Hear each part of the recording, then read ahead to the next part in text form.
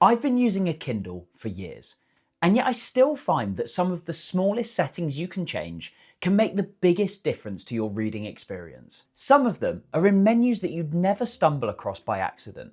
Every single one of the 6 I'm sharing in this video has actually changed something about the way I read, even if it's only in a small way. If you're a Kindle owner that's never dug into the settings, this one's for you. Let's dive in. The first one is so simple when you know how. If you want to change the text size on the book you're reading, you don't actually have to go into the menus to do this.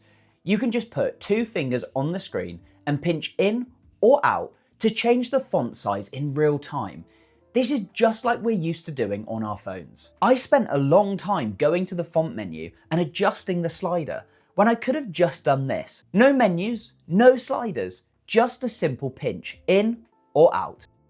This one is for anyone who's ever taken the time to find the perfect font, margin, and line spacing setup on their Kindle, only to find that they've accidentally changed it or reset it. Because once you've found the perfect setup for your Kindle, you can actually save it as a theme. Tap the top of the screen to open the menu. Tap the AA icon, then under the Themes tab, you can save current settings. Give it a name, and then it's stored. The reason this matters is because how you set up your Kindle can make such a difference to your reading experience. We're trying to make it as comfortable as possible, and that's where themes and getting the right setup is crucial. Some people might even find that they like different setups for different genres, so this allows you to change between them easily by having different themes that take seconds to change. The next one is actually 2 settings which are slightly tucked away. So go to Settings, Home and Library, and then Reading Options. There's 2 things I want to flag here: Page Refresh and Vocabulary Builder. Starting with Page Refresh first, e-ink screens work differently to a phone or laptop display because they don't refresh in the same way. If you've ever turned a page and seen a faint ghost of the previous text still sitting there behind the new page, that's why. So turning on Page Refresh means the screen does a full refresh on every page turn. It's not always perfect, but your Kindle will do a much better job of eliminating that ghost image when it's turned on. For me, that makes it definitely worth it. And then the second one is Vocabulary Builder. When you press and hold on a word to look up its definition, Vocabulary Builder stores that word in a list on your device. Over time, it becomes a personal record of every word you've ever looked up, and the Kindle will test you on them through a flashcard style quiz. If you're reading to learn, it's a genuinely useful habit building tool. But that's what makes it so important you turn this setting on. Because when it's off, all of those words you're looking up can't be used in the future, and that information just gets lost. This one is small, but I changed it once and I've never gone back. Unlike a phone, your Kindle won't automatically show you the time whilst you read, which can be great if you really want to focus on the book and nothing else, but it's not that practical if you actually need to have an idea or an awareness of the time. You can fix this by tapping the top menu, then AA, then the More tab, and toggling on Show Clock while reading. A small clock appears at the top of the screen, unobtrusive, but there when you need it. While you're on this, it's worth double checking that you've got the right date and time for you.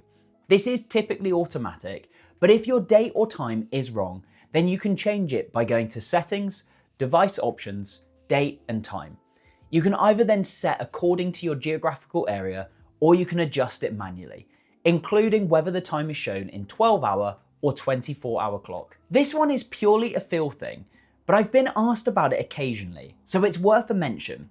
If you want your Kindle to look and feel more like the turning of a page in a book, then there's an animation you can turn on for this. Go to the top menu, AA, More tab, and you'll see the toggle for page turn animations. It adds a subtle curl effect when you swipe to the next page. It's off by default. Some people love it, some people don't. For me personally, I do find it slightly distracting whilst I'm reading, so I keep mine off. But give it a try and see if you like it. Last one, and this is probably the most useful tool you can know if you ever face a delay problem. So let's just say you've bought a book on your phone, or you've used the Send to Kindle feature. You've then gone to your Kindle device and it's not there.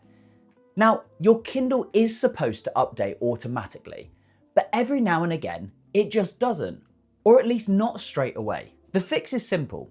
Swipe down from the top of the screen to open the Quick Settings panel and tap Sync. That's it. It just forces your device to check in and pull down anything that's waiting.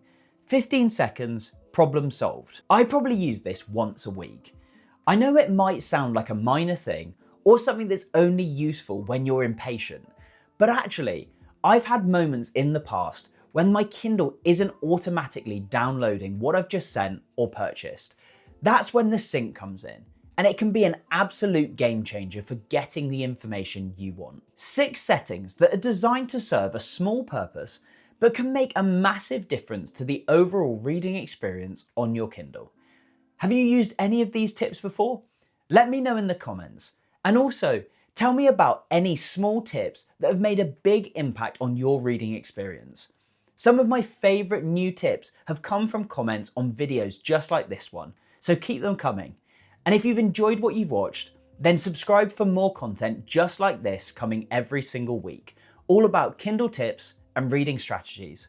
Thank you for watching, and I'll see you in the next one.